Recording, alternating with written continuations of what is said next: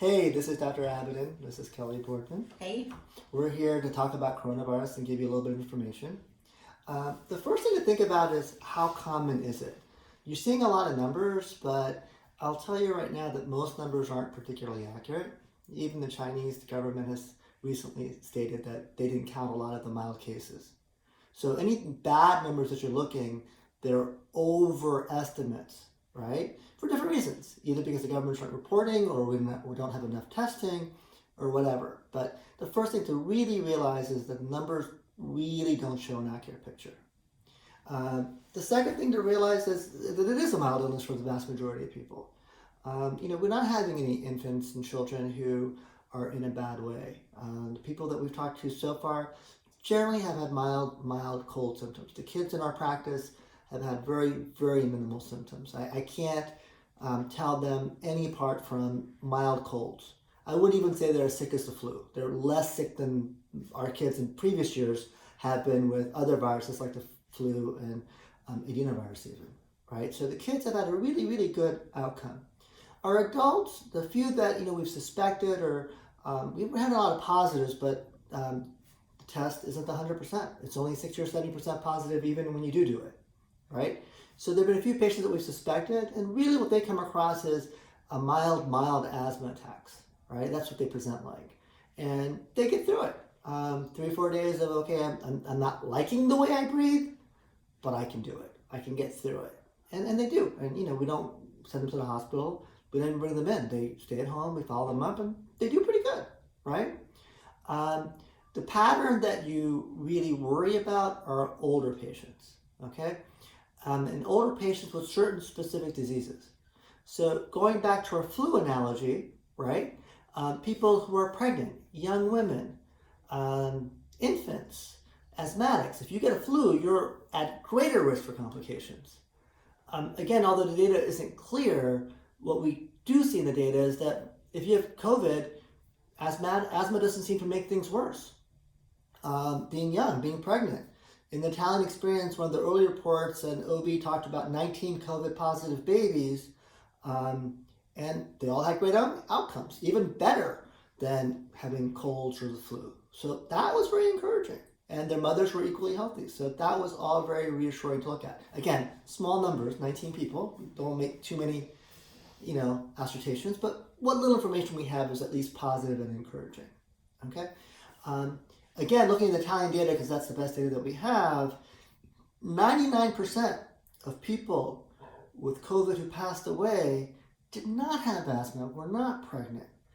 70% of them, the leading bad marker was high blood pressure.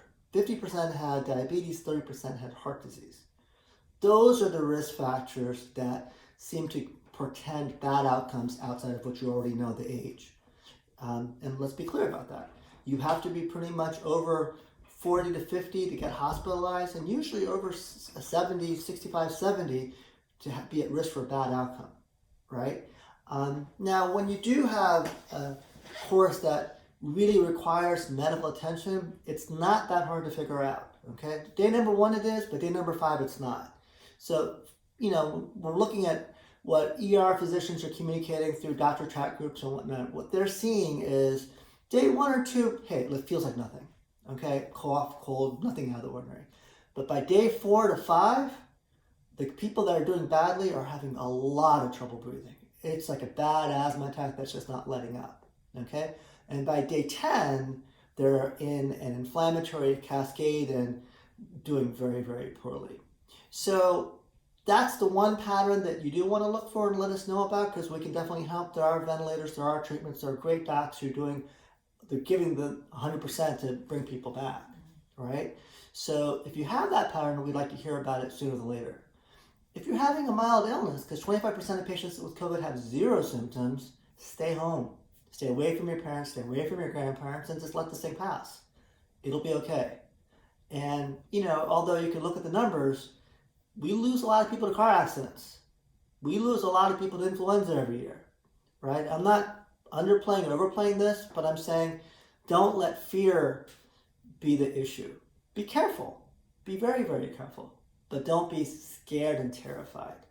There are a lot of good people doing a lot of good work. From automakers making ventilators to vaccine companies building new vaccine facilities, the cavalry's on its way. We just got to kind of hang in there and do our part in between, and keep your distance, of course. So what would you recommend for that middle group who has a little more than mild symptoms but not horrible asthmatic symptoms? No steroids. Okay. It's clear that every ICU doctor that's posted in the doctor chat groups has said, don't do steroids. They do much worse. Inhalers are maybe not a good idea either. It's more, let's check your pulse ox. Let's make sure you're oxygenating well, and oxygen and supportive measurements. Keep your fluid status up. Drink lots and lots of fluids. There's a lot of evidence to suggest that vitamin C at high doses is helpful. It's always helpful since the time of Louis Pasteur to help boost your immune system. But we're seeing reports that, hey, avoid the Advil and Motrin, take the vitamin C and fluids, and people get through it. So that includes Advil, Motrin, ibuprofen, Aleve. We're staying away from those. If someone's feeling really bad, has a high fever, what could they take over the counter? Tylenol's the safest, but remember, fevers are generally good, right? Fevers are interferon, which is killing the virus. So destroying the fever is not your best bet. Okay, now don't be extreme. The advice is never to be extreme. If your fever is so high that you're not drinking fluids, take some medicine. But for mild, low grade, moderate fevers, where you're able to drink plenty of fluids, it's probably better, especially in this scenario, to let the fever go. It's fighting the infection for you. Let the fever do its job. Can you cover again social distancing and what you would recommend with that? So social distancing is at least 6 feet, right?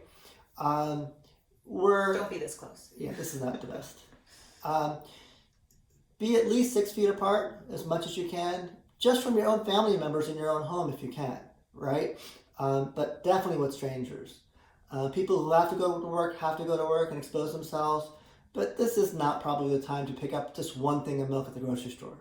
Save up your grocery trips for the big trips. Even Costco is restocked, right? There's no run on anything, right? Even toilet paper is being restocked at this point. So it's not such a big deal. Any last words of wisdom, things people should be thinking about? Think about each other, guys. This is how we get through it. You're not alone. You're nowhere near alone. And the more you look at someone else's interests in this, I want to call it adventure, I don't know what the right word is, catastrophe, adventure, test, Pandemic.